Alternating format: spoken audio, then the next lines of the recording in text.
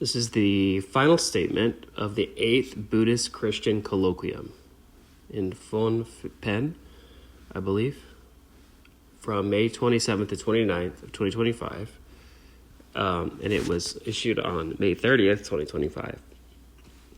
This is not from Pope Leo, but it's published on the Vatican website in association with his pontificate. 8th Buddhist-Christian Colloquium, Buddhists and Christians working together for peace through reconciliation and resilience at the Catholic Pastoral Center, Phnom Penh, Cambodia, May 27th to 29th, 2025, final statement.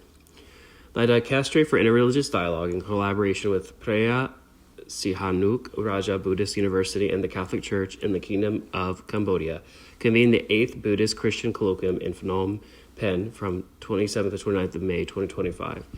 The event was held under the theme Buddhists and Christians Working Together for Peace Through Reconciliation and Resilience, gathering approximately 150 Buddhist and Christian participants from Cambodia, Hong Kong, India, Italy, Japan, Laos, Malaysia, Mongolia, Myanmar, Singapore, South Korea, Sri Lanka, Taiwan, Thailand, Vietnam, the United States, and the Holy See, along with 2 representatives from the Federation of Asian Bishops' Conferences. The colloquium was a testimony to the shared desire for peace and mutual understanding. The opening ceremony was honored by the presence of the Minister of Cult and Religion of the Kingdom of Cambodia and other religious leaders in Cambodia. As the event draws to its close, the participants want to express the following sentiments and resolutions. We, the Buddhist and Christian participants, met in Phnom Penh, a land profoundly shaped by the compassionate witness of His Holiness Maha Ghosananda, to reflect on our sacred texts, spiritual teachings, and lived experiences as sources of healing and hope for a world fractured by violence, injustice, and exploitation. During these days, we have prayed, visited one another's places of worship, studied and encountered one another in a spirit of mutual respect and friendship. Our conversations were marked by attentive listening and the discovery of shared wisdom.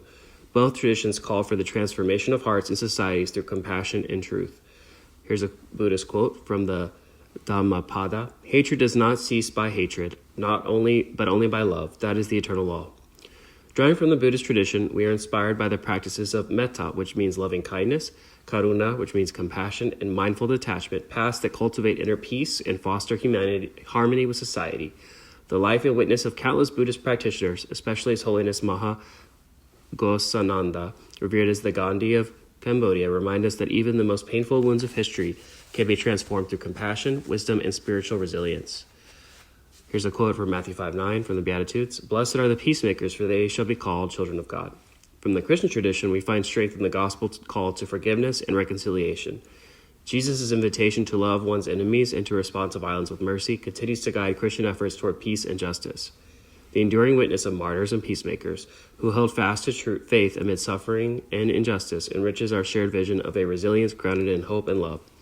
Together, we affirm that, here's the first thing, reconciliation is not the erasure of memory, but a courageous process of truth-telling, healing, and the restoration of relationships. Next, resilience is nurtured by inner strength, rooted in faith and sustained by communities that uphold the dignity of every person.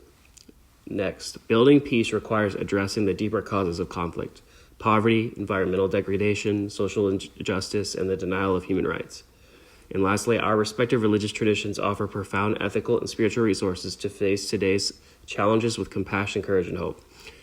We recognize the essential role of education in forming new generations and the values of nonviolence, dialogue, and interreligious cooperation. We also affirm the responsibility of religious leaders and communities to embody reconciliation in practical ways by standing with the suffering, promoting justice, and cultivating inner peace. As we return to our homes and regions, we carry with us, here's the first thing, a renewed commitment to walk together as friends and spiritual companions. Next, a deepened appreciation for one another's traditions and wisdom. And lastly, a shared resolve to be instruments of peace, healing, and hope in a wounded world. With heartfelt gratitude to the people of Cambodia, especially the Apostolic Vicariate of Phnom Penh, Buddhist leaders, national authorities, and other organizers, for their generous hospitality and irreverent memory of all who have suffered and continue to rise above adversity through resilience, we dedicate the fruits of this colloquium to the flourishing of a world where peace is more than the absence of conflict. We envision peace as the active presence of love, justice, and enduring human solidarity. We pledge to bring to life the insights and commitments born of these days through ongoing dialogue and concrete collaboration in our respective communities and regions. Participants of the 8th Buddhist-Christian Colloquium, Phnom Penh, May 29th, 2025.